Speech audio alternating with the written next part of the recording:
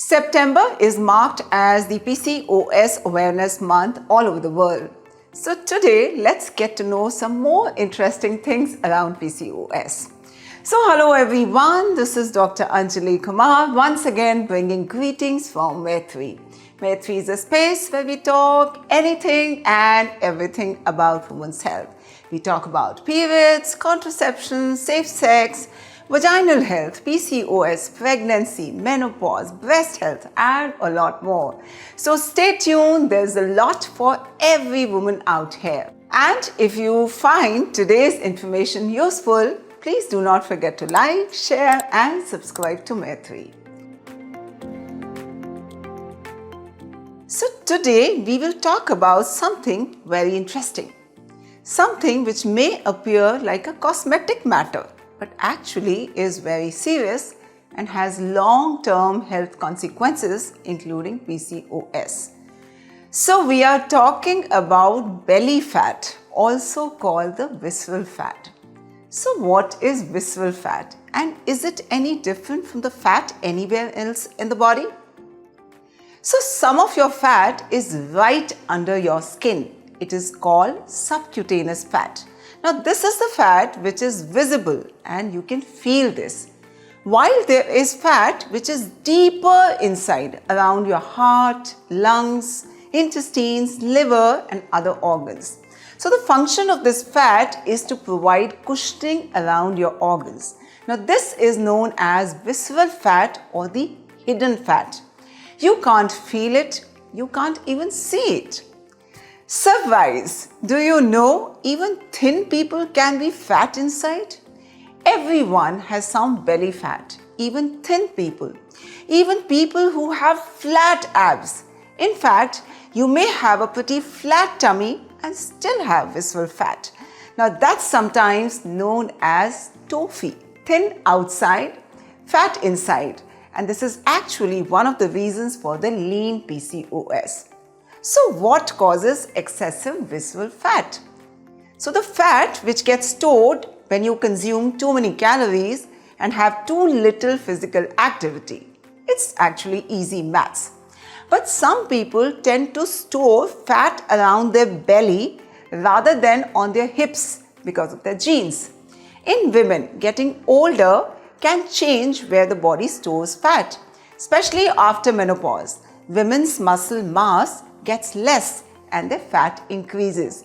In fact, as women age, they are more likely to develop visceral fat on their belly, even if they do not put on weight elsewhere in the body. A bigger surprise, visceral fat is more common in men than in women. So do share this video today with the men in your friends and family too. So then, what's wrong with the visceral fat? So what are the dangers of visceral fat? So extra fat anywhere in the body is not great. However, visceral fat, the deep inside fat, the belly fat is actually notorious and dangerous. The visceral fat is more likely to raise your risk for the serious medical issues like heart disease, Alzheimer's, type 2 diabetes, stroke and high cholesterol.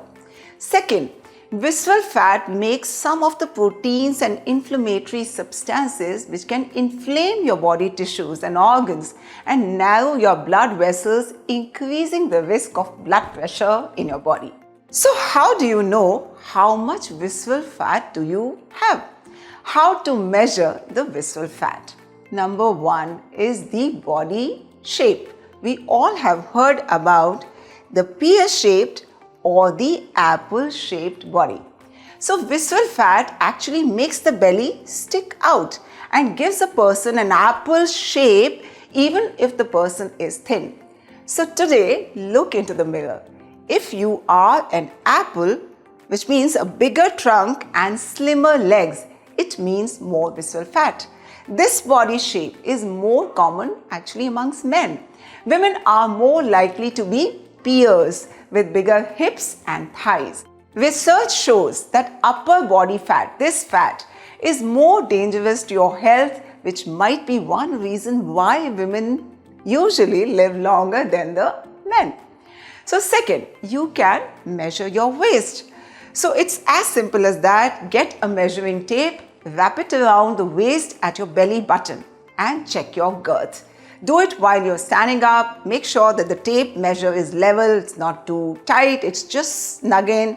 Don't suck in your tummy to make sure that your measurement is little lesser. So in fact, last year we did a video on Maitri about how to correctly measure your waist and how to do waist-hip ratio and other measurements. We'll actually put the link in the description box. So in women, 35 inches or more is a sign of visceral fat. And if you are of Asian descent, like all of us, the benchmark for the visceral fat drops to 31.5 inches for women. Second is you can do waist to hip ratio. Now this is also very, very simple measurement. You just need to measure your hip girth. So you need to wrap the measuring tape around the widest part of your hips and take the measurement. Now divide the waist circumference by the hip circumference. Make sure that you are measuring both of them in the same unit. So 0.75 is excellent, 0.75 to 0.79 is good, 0.8 to 0.86 is average, and anything more than 0.86 is at risk. Once again, do watch our video on Maitri. How to get rid of belly fat. So you can tone your abdominal muscles with crunches or other targeted abdominal exercises, but just doing these exercises won't get rid of belly fat. Belly fat or visceral fat is deep inside. You need diet and exercise strategies which will help you shed the total body fat. Remember, there are no special diets, no special exercises to remove belly fat. But here are 7 magical tips from Maitri. Number 1, visceral fat likes inactivity. So people who watch their diets but don't exercise are more likely to have extra visceral fat. So the key is to be active no matter what size you are. Even if you are thin, you are supposed to be physically active. Aim for at least 30 minutes of this kind of moderate aerobic exercise every day. If you like walking, do at least 8 to 10k steps per day. Do strength training to keep and to build your muscles. Remember, muscles use the calories. Work out with the weights, do resistance training like push-ups and sit-ups, and practice some yoga. Number 2, eat a lot of fiber. Number 3, avoid foods containing trans fats.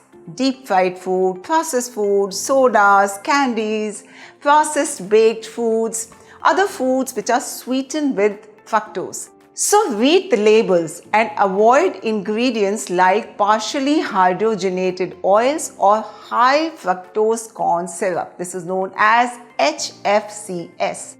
Remember, plant-based diets are more likely to help you shed that stubborn belly fat.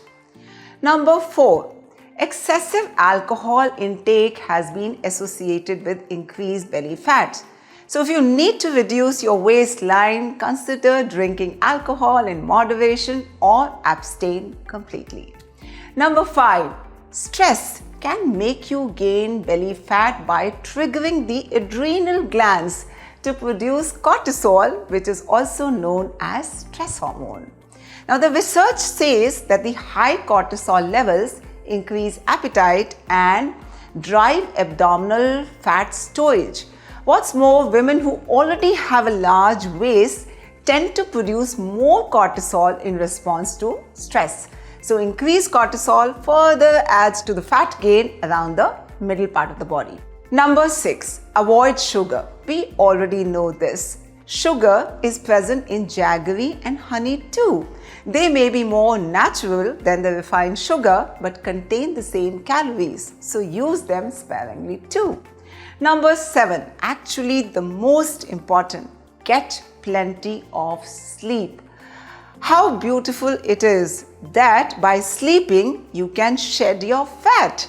So sleep deprivation is linked to an increased risk of weight gain. Getting enough high quality sleep should be one of your main priorities in case you want to lose weight and improve your health. So fat is not good, inside or outside.